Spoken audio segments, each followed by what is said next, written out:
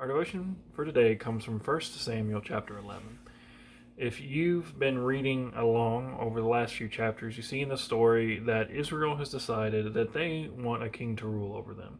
They want to be like all the other nations who have kings. And we know that this was not God's original plan for them. God was already their king, He was their leader.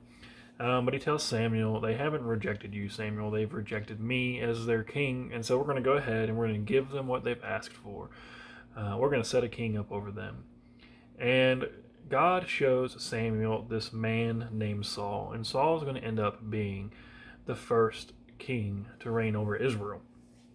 In the end, he's going to be a pretty terrible king.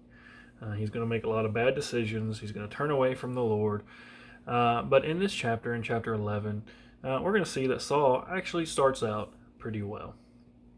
In this chapter, I think we're going to see him make two really wise decisions as he operates under the control of the Holy Spirit. This chapter actually begins out with a bad guy.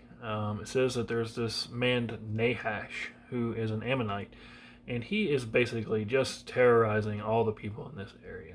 He's going around conquering different cities, and more than just conquering them, he's humiliating them by gouging out the right eyes of all the people who they have conquest over.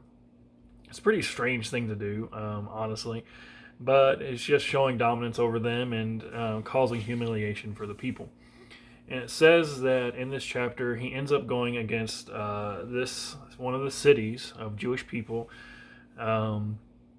Jabesh Gilead. The people of this city are just absolutely terrified by this Nahash, and so they send out this proposal: let's have a treaty, and you sign it, and we'll serve you. But Nahash just can't get by this gouging out the right eye thing, and he says, okay, I'll sign a treaty with you if we get to gouge out all of the right eyes of your people.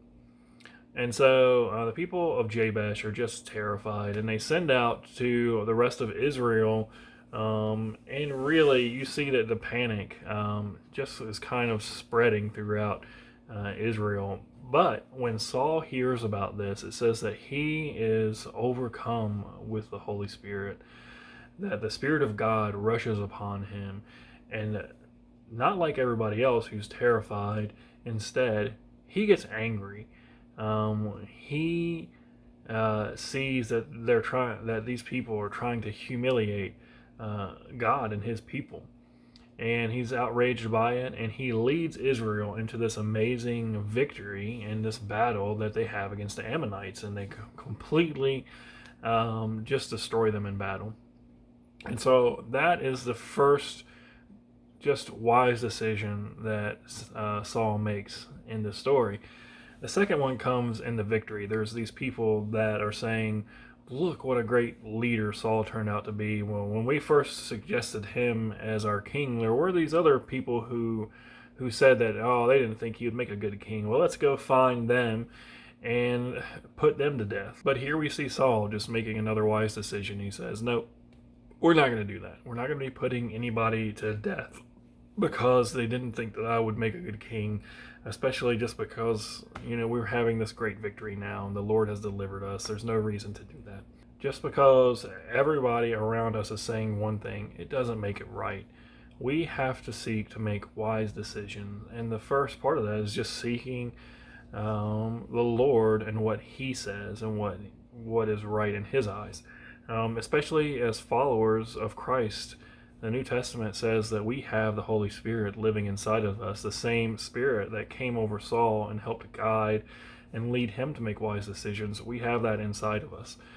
And so we ought to be seeking the Holy Spirit to make wise decisions, not being led around by our situation and by all the voices around us that may be telling us that one way is right. And I think we see that in Saul here.